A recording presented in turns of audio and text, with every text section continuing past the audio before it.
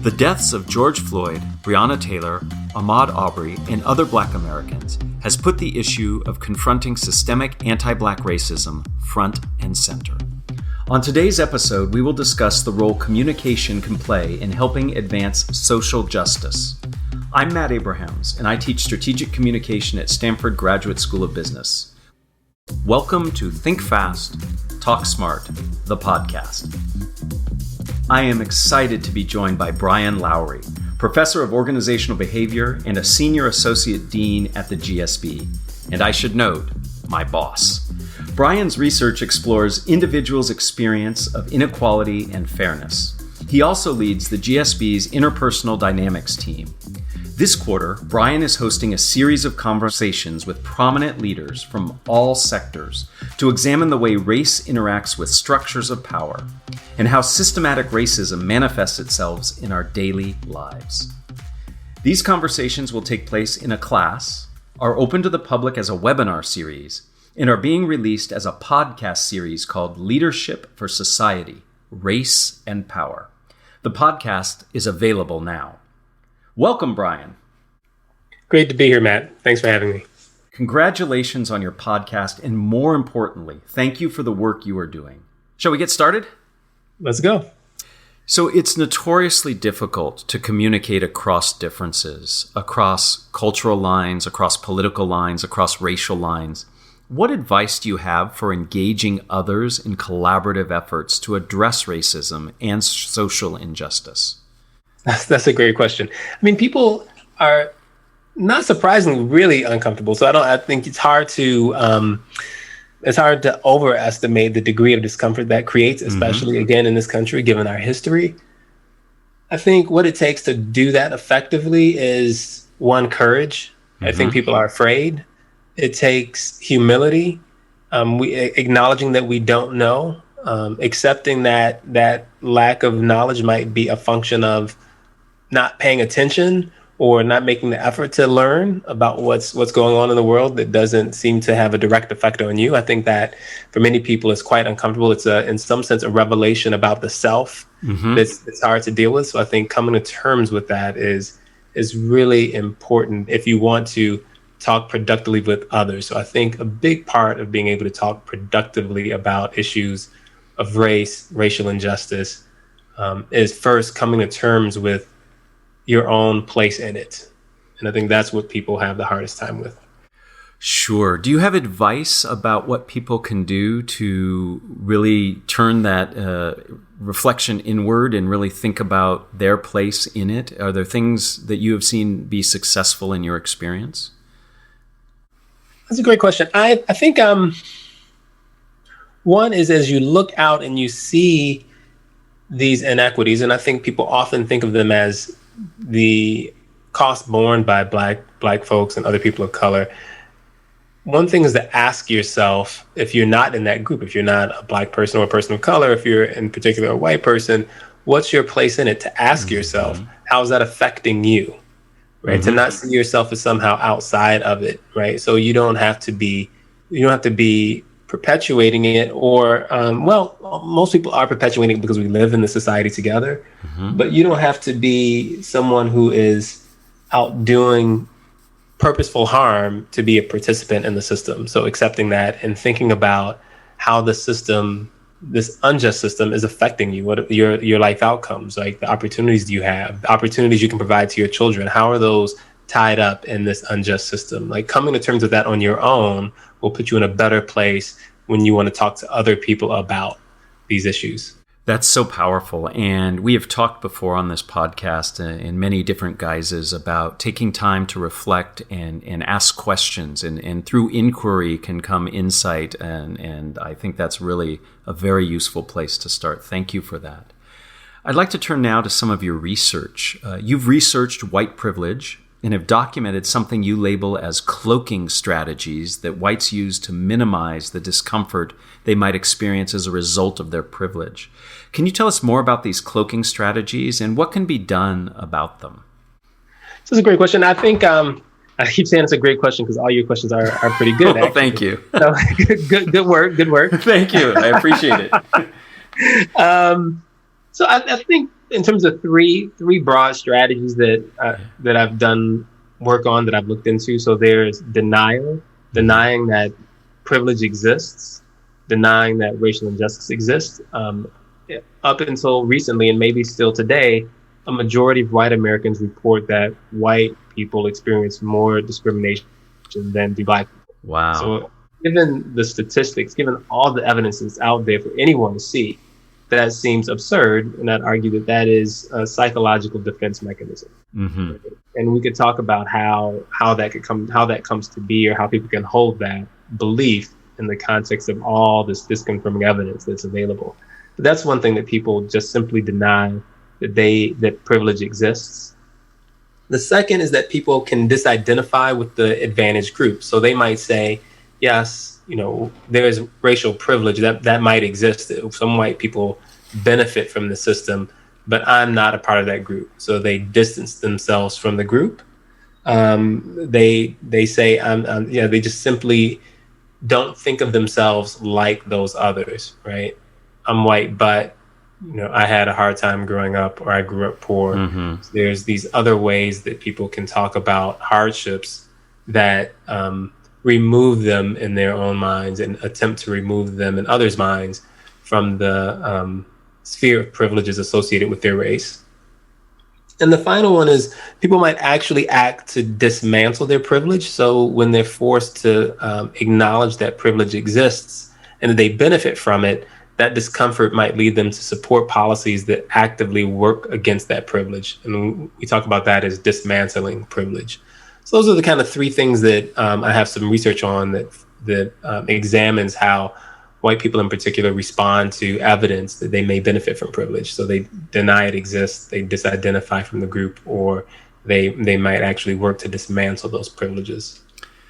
Those are powerful concepts, and I love alliteration, and so that you help make them a little more memorable as well. I'm going to take you up on your offer. You said you would be willing to explain a little bit more about how people can deny information that seems so readily apparent to others. You've alluded to the fact of psychological discomfort and comfort. I'm wondering, how can people, in the face of just clear evidence, and it's not just in the area of racism, we see this in lots of other areas in our lives where the evidence to some of us seems just blatantly clear and to others it doesn't. Do you have some insight into the mechanisms underlying that, and maybe things we can do to help others see, or at least be willing to look at, a different perspective? The one that probably stands out most is that people want to feel good about themselves. I mean, that shouldn't be surprising, right? Everyone wants to have a positive view of themselves. Right. And that we have psychological strategies designed to maintain that view.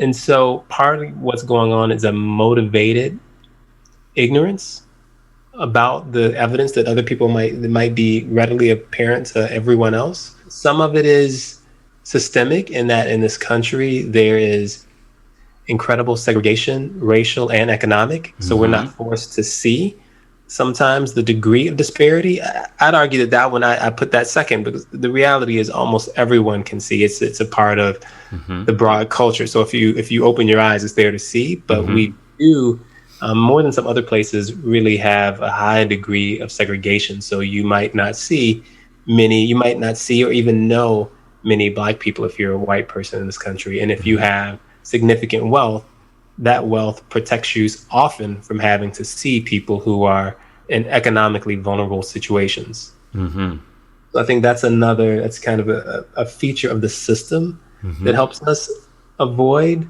understanding the degree of disparities and injustice in the country.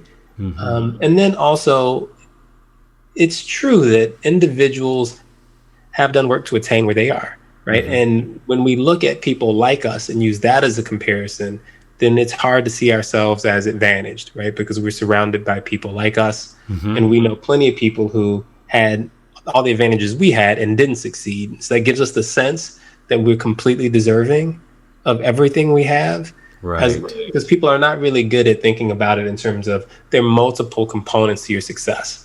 A big part of it is outside of your control, but that doesn't mean that none of it is within your range of control. So we simply augment the part of it that is us and downplay the part of it that is outside of our control, and meaning the contribution to our success. And that, again, allows us not to have to acknowledge or grapple with how an unjust system might have bestowed some benefits onto us that led to our success. And I can imagine that social media and the media in general can help reinforce the beliefs we have so that they can become even more entrenched, reinforcing the denial that we might be experiencing as well. Yeah, I think that the broader society is designed to maintain itself. Mm-hmm. So the society is not going to put things in front of you that are going to lead to unhappiness and unrest, right? So if you go through your normal day, you're entertained, you're occupied, you're worried about, your job and putting, dinner on the table. And when you're not thinking about that, you're playing some game on your phone or something else, right? So I don't think society is not designed really to evoke deep thought about the fault lines in the broader community. It's just that's not something that is going to be presented to you. It's something that you have to look for and pay attention to. Right. Well, and I think that's where education can help. I recently had the honor of speaking with your friend and fellow Associate Dean, Sarah Sewell, on this podcast, and she and I discussed diversity, equity, and inclusion efforts here at Stanford. I'm curious if you think representation in education is a good way to begin to address inequality, and are there other institutions where we really need to critically focus on advancing diversity? I think that representation education is important. If you were to ask me where would I focus first, it would in the housing sector. In this country, the degree of segregation and access to housing and is unsettling. If you look into it, it's incredible. If you know someone's zip code, you know a lot about them. If you know the zip code that someone was born in, you can predict quite a bit about their life outcomes. There's everything from the education that you're likely to get to the kind of networks you'll be a part of are going to be predicted by where you're born, where you live. So I think education helps in terms of hearts and minds, but I'd like to think in terms of policies and pocketbooks first. I think that the material situations that people are in change the psychology, as opposed to hoping changing the psychology will change the material situation that people are faced with. Excellent. Yeah. So there's a lot that has to be done. Education can serve a role, but we have to focus on lots of other areas. Thank you. So I'd like to change direction just a little bit. You've created a model of leadership that you teach and champion at the GSB. Can you provide us an overview of that model and highlight the role communication plays in it? Sure. I'll focus primarily on the competencies, and there are 5 competencies. So the first is self-awareness. So being aware of what drives us, what our goals are, what motivates us. Also understanding our own strengths and weaknesses. So that's the first part of the model, the first competency. The second is perspective taking. That is understanding that our experience of the world isn't the world as it is, it's the world as we experience it. And others have a different experience. Even when we're in the same situation, the experiences of that situation vary depending on the person's perspective, who's there, what their history is, etc. And this is really important because when we think about managing, when we think about dealing with conflict, we can only do that effectively when we understand the experience of the other person we're dealing with, right? And so for whatever reason, for a number of reasons, human beings have a hard time holding that idea that their experience of the world is not the world and that other people have a different experience. So that is the second competency. Brian, we have talked about that notion of perspective taking and empathy many times on different episodes of this podcast. It is so critical to get out of your own head and try to understand what motivates others, what they need to hear. I really appreciate that that's part of your model and that you articulated it so well. I'm curious if you can share the other 3 components of the model beyond the 2 you've just shared. Of course. And I'll just say one more thing about perspective taking. It's not just trying to figure out what someone else is experiencing or has experienced, sometimes it's taking the time to ask and understand the other person, Right. have them tell you what their experience is, as opposed to trying to understand it from your perspective. Right. So the third one is context. And by that, I mean the social environment, the physical environment, the space in which you are having your interactions with other people. That has an effect on how you show up, how other people in the environment show up, and how everyone understands the situation.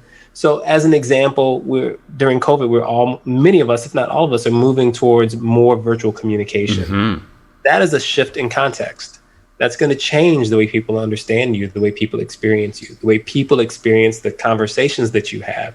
And so you have to keep that in mind. You cannot engage in exactly the same behavior and assume that you're going to get the exactly the same results if the context shifts. So understanding the way that context changes experiences is an important part of leadership. Fourth, critical analysis and decision making. And that is all the technical expertise that you need to have to be a good leader, right? You understand how to use big data if that's a part of your organization or your job.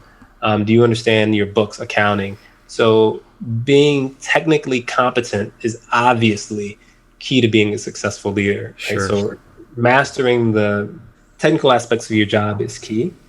Making good decisions. Also, there's so much information in the world right now. There's so much data that being able to extract what you need from that vast array of things that are out there and make good decisions is really key.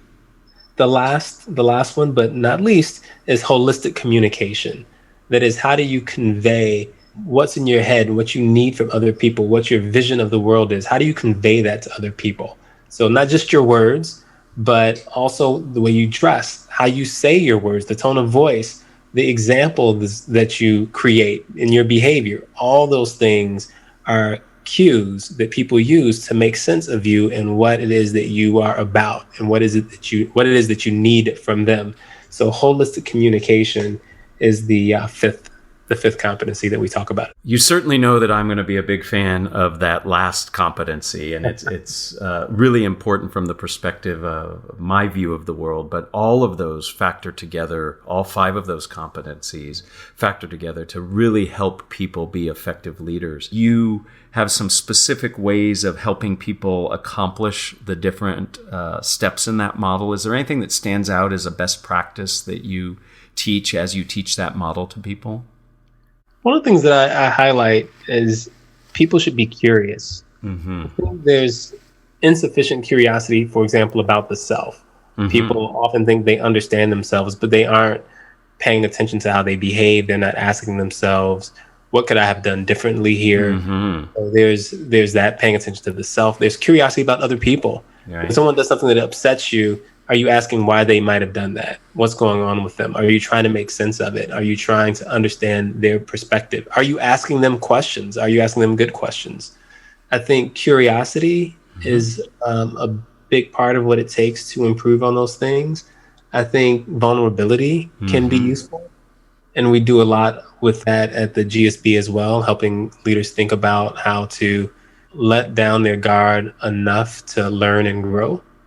So I think that's a big part of improving on these dimensions, and then being willing to experiment, to try new things, right? So when a lot of people are really into these models of personality. I'm this kind of leader, or I'm that kind of person, right? And I think that a great leader is flexible, right? That you can come to be what you need to be, or what your team or organization needs you to be in that moment. If you only have one way of leading, that's much more limiting than if you have a wider range. So the willingness to experiment and try new things, I think, is also key. Several of the things you just suggested are things that I completely agree with and advocate for. I spend a lot of time talking to people about taking the time to reflect.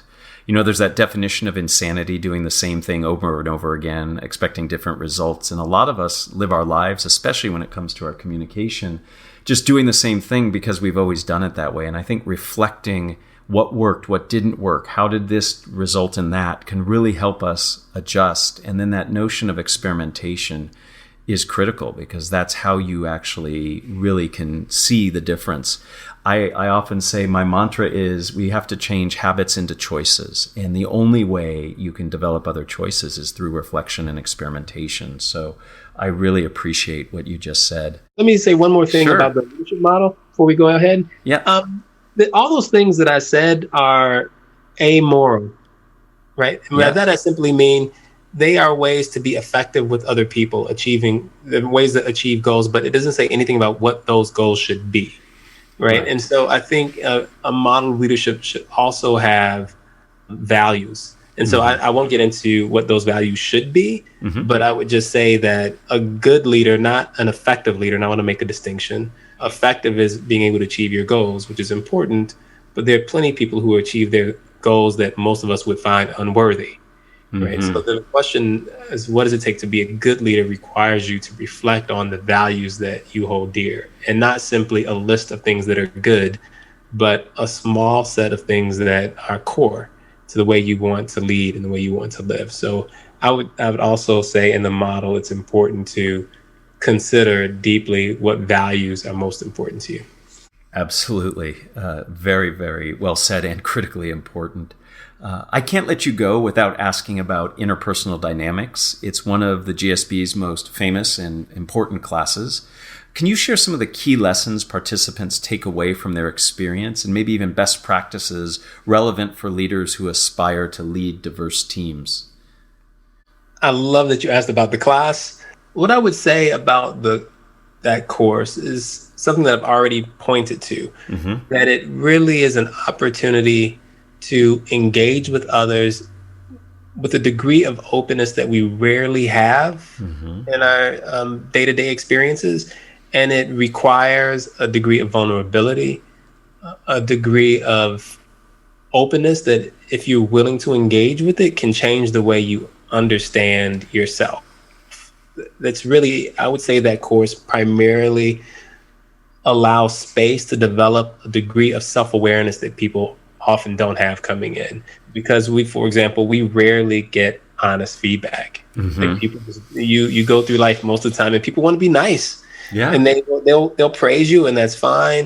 And even people you trust will give you feedback, but it's often hindered or hampered by the desire to maintain a positive relationship. Right. And also, we're unwilling to, and especially in work contexts, many people are afraid to be themselves.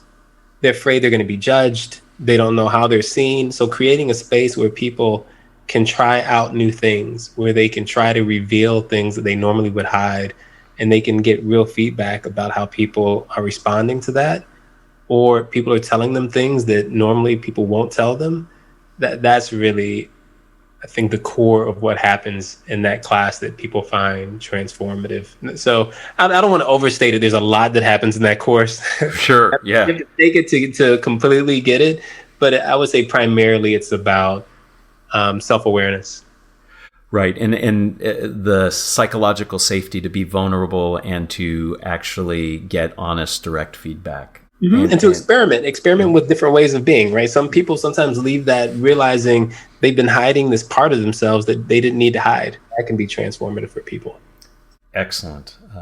We're in this business to help people become better, different, and I think that course is a crucible for that. Before we end, I'd like to ask you the same 3 questions I ask everybody who joins me. You up for the questions? All right, let's do it. All right.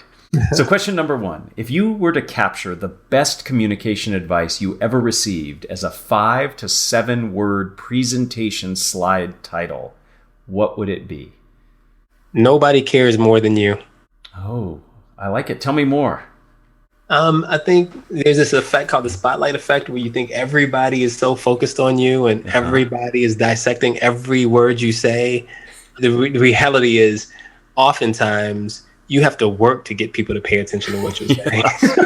Right. They're not hanging on every word, dissecting what you're saying. They're thinking about what they're going to say. Or they're thinking about what they're going to have for dinner. And I think that there's a way in which, if you understand that, it allows you to relax a bit. Even in big talks where people are paying attention to you, if you give a half-hour talk, you hope that people walk away a day later and they can remember a sentence or two. or what they're walking away with is how they felt. And so I think that we can lose sight of that by thinking that everybody is thinking about it and as anxious about it or whatever it is as we are. And that's just not true. I think that's never true.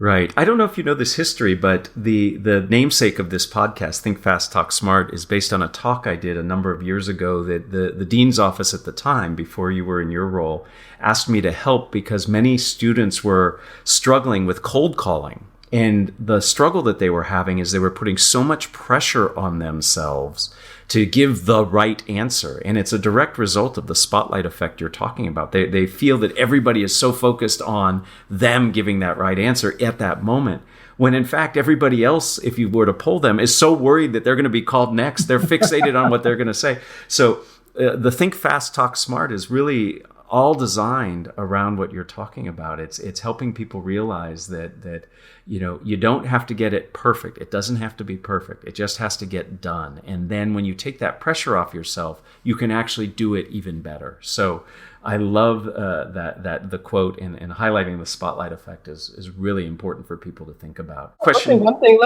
thing about this piece.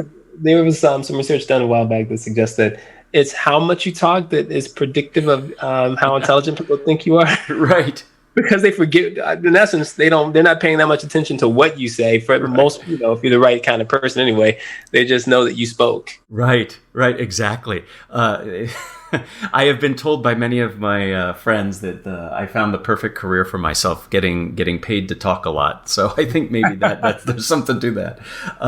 Question number 2, who is a communicator, Brian, that you admire and why? I'll go with James Baldwin. I'll go back a bit. I admire him because there was, in addition to a deep erudition, there was just a comfort with who he was at some point that was incredible. And I often don't see that mix. I think often a deep intelligence can yield an arrogance, which is not that, I don't find that impressive. Or people are just presenting in a way that makes sure that you see their intelligence. It's really hard to actually convey a depth of knowledge and also present as someone who's engaged in the day-to-day world. And I'm impressed when people can successfully pull that off. Yes, certainly. So our final question. What are the first 3 ingredients that go into a successful communication recipe? The first 2 jump right out to me. The third one is less clear. So I would say know your audience. One, you have to know who you're speaking to. I think you have to have a sense of what your goals are. What is it that you're trying to achieve? What do you want your audience to do? That's the second one.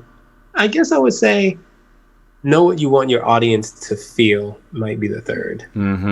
So I would say I'm going to separate the do and feel to get 2 out of that. And all right, we'll let you buy with that. We'll let you buy. I appreciate it. Yeah. So no, feel, do. Right. Other one. Okay, I give one more. Then I'll give you a different one. Okay. Plan and then forget about it. Yes.